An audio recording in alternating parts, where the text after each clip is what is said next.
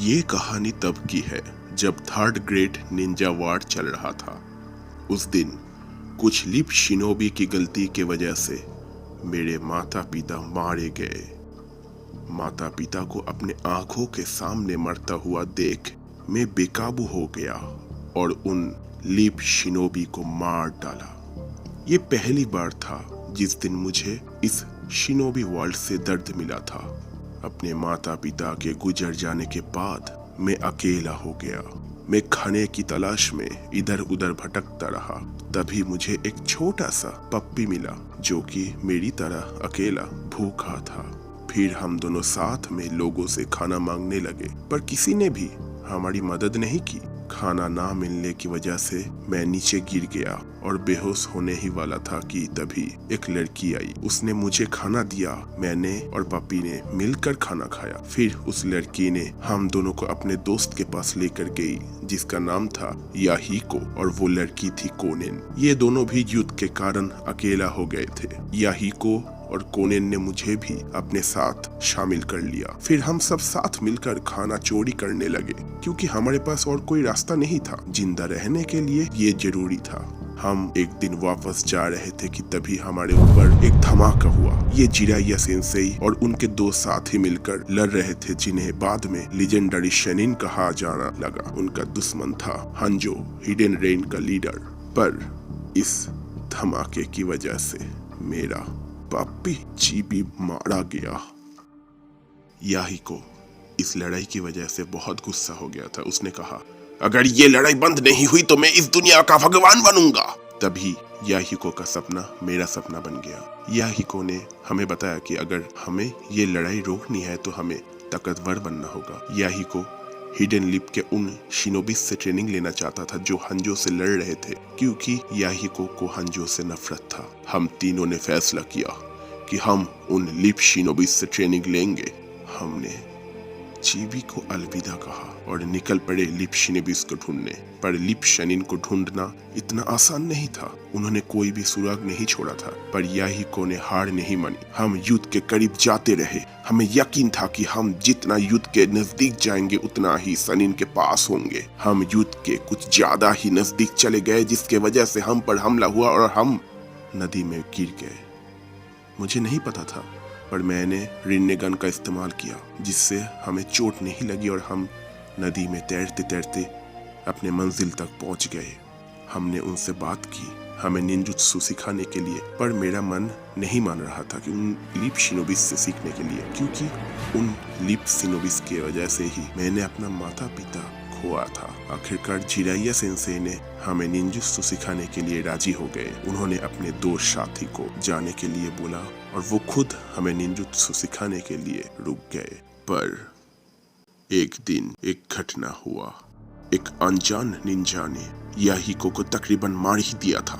ये सब मेरे आंखों के सामने हो रहा था। मैंने उस निंजा को अपने ताकत के मदद से मार डाला, लेकिन मुझे कुछ पता नहीं था। शायद मेरे पास कोई खास ताकत था, एक आंख का जुत्सु जिसका नाम रिन्नेगान था। फिर जिराया सेंसेई ने हमें निंजुत्सु सिखाना शुरू किया। उन्होंने कहा कि वो ये खुद को बचाने के लिए सिखा रहे हैं। इसे मैंने अपने रिन्नेगान पे काबू पाता था, लेकिन मुझे ऐसे ताकत से डर लगता था। नफरत मुझे शैतान बना रही थी। मैं सोचता था कि मैंने ऐसा क्या किया है जो मैं ऐसा हूँ, लेकिन सेंसेई ने मेरा साथ दिया। मैंने सेंसेई को सब कुछ खुलकर बताया। सेंसेई भी इस दुनिया में शांति लाना चाहते थे। देखते देखते 3 साल बीत गए। मैंने महसूस किया कि मैं शारीरिक और मानसिक तौर पर ताकतवर बन गया हूँ, पर जिराया सेंसेई के शब्द हर बार मेरे आगे आते थे।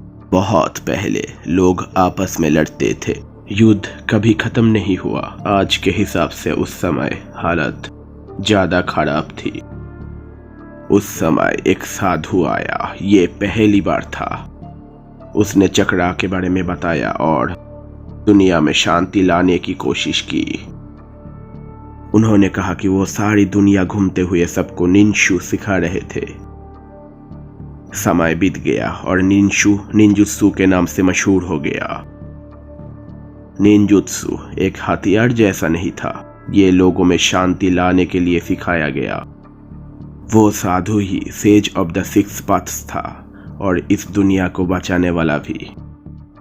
तुम्हारी तरह उसके पास भी रिन्नेगान की ताकत थी। हम लोग ही शांति और विकास ला सकते हैं, ये ही उस साधु के शब्द थे। उन्हें यकीन था कि ये युग खत्म होगा और लोग एक दूसरे को समझने लगेंगे। शायद तुम उस साधु के पुनर्जन्म हो। मुझे तुम्हारी आंखों से लगता है कि अभी भी उस साधु की उम्मीद जिंदा है। सेंसेई ने कहा था कि शायद मेरी रिन्नेगन की इसकी जवाब होगी। सेंसेई ने मुझ पर भरोसा किया और फिर हमें छोड़कर चले गए।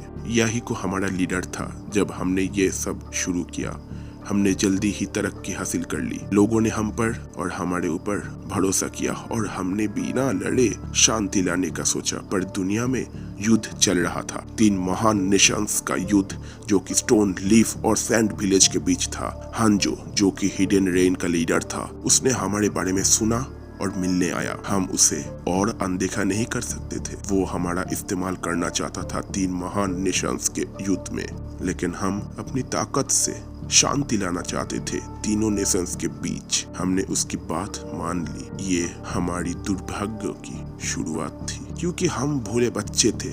हंजो ने हमें एक खास जगह बुलाया।